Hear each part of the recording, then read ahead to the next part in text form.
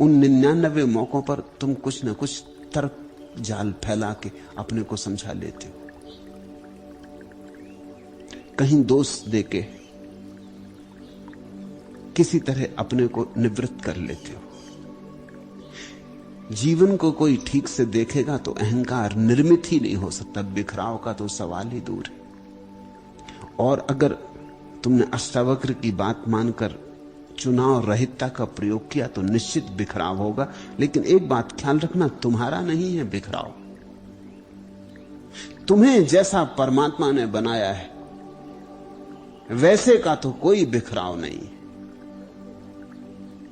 परमात्मा ने तुम्हें अहंकार शून्य बनाया। अहंकार तुम्हारा ही निर्मित किया हुआ है, वही टूटेगा। जो तुमने बनाया है वही टूटेगा, जो तुमने नहीं बनाया है वो कभी टूटने वाला नहीं।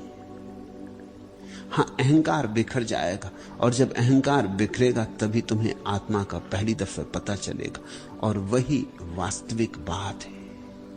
तो पूछते हो, ठीक पूछते हो कि तब क्या विक्षेप रहितता की अवस्था में जीवन के बिखराव का खतरा नहीं खड़ा होगा?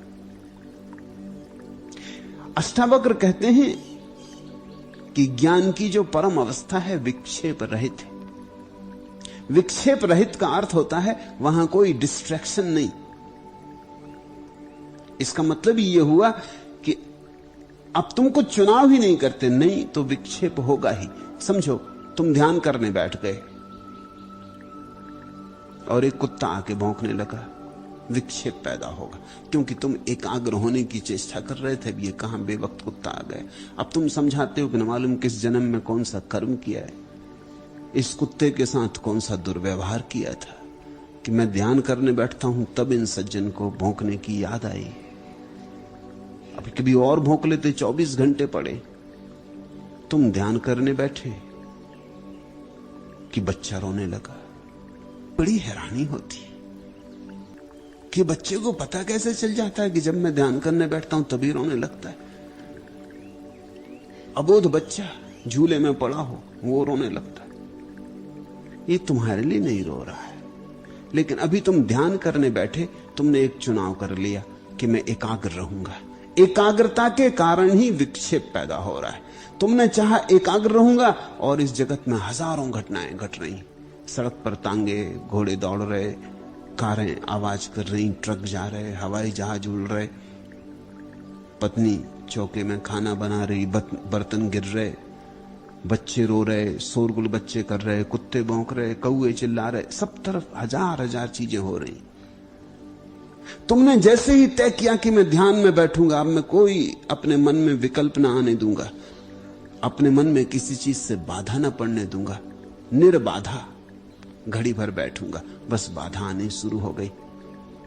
कैसे बाधा आ रही है? अष्टावक्र कहते हैं तुमने निर्बाधा रहने का जो तय किया उससे आ रही। इसलिए अष्टावक्र एकाग्रता के पक्षपाती नहीं है, न मैं हूं। एकाग्रता का मेरा कोई पक्षपात नहीं। एकाग्रता अहंकार का ही फैलाव है, और वास्तविक ध्यान का एकाग्रता से कोई संबंध नहीं, क्योंकि एकाग्रता से तो विक्षेप पैदा होता है, डिस्ट्रैक्शन पैदा होता है, इससे तो और अशांति बढ़ती है। फिर ध्यान का क्या अर्थ है?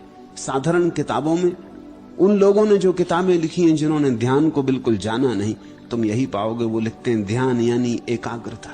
उन्हें कुछ भी पता नहीं, उन्हें काखा गा भी पता नहीं। ध्यान यानी एकाग्रता बिल्कुल नहीं, कभी नहीं, हजार बार नहीं। ध्यान का अर्थ ही होता है विक्षेप रहितता।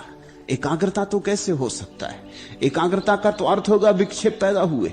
ध्यान का अर्थ होता है अनेकाग्र। ध्यान का अर्थ होता है जो होगा होने देंगे। बच्चा रोएगा, रोने देंगे। कुत्ता भौंकेगा, भौंकने देंगे। हम हैं कौन बाधा डालने वाले? इस विराट अस्तित्व में हम विराम लगाने वाले कौन? मैं कौन हूं जो कहूं कि कुत्ता अभी ना भौंके, और कौए अभी कांव कांव ना करें, और बच्चे अभी रोए नहीं, गाड़ियां अभी रास्ते पे ना चलें, हवाई जहाज आकाश में ना उड़े? मैं कौन हूं विराम लगाने वाला? ये तो बड़े अहंकार की घोषणा है कि मैं विराम लगा नहीं। मैं कोई भी नहीं। जो होगा मैं उसे स्वीकार करूंगा। कुत्ता भौंकता रहेगा, मैं राजी रहूंगा। कुत्ते की भौंकने की आवाज सुनाई पड़ेगी, गूंजेगी मेरे अंतस्थल में, सुनता रहूंगा। लेकिन मेरा चूंकि कोई विरोध नहीं है तो विक्षेप पैदा नहीं होगा। मेरी कोई मांग नहीं है कि कुत्ता न भौंके तो मुझे कोई चोट ना लगे। जैसे ही तुमने एकाग्र होना चाहा कि तुमने घाव बना लिए। देखा तुमने, कभी पैर में घाव हो जाता तो दिन भर उसी पे चोट लगती, बच्चा आके पैर पे चढ़ जाता। तुम चकित होते हो कि इतने दिन हो गए, जिंदगी हो गई, कभी ये बच्चा पैर पे नहीं चढ़ता, आज पैर पे चढ़ गया। राह से निकलते हो, किसी का धक्का लग जाता है, दरवाजे का धक्का लग जाता है, चीजें गिर पड़ती। ये रोज ही गिरती थी और ये बच्चा अनेक बार चढ़ा था, लेकिन कभी पता नहीं चला क्योंकि घाव ना था।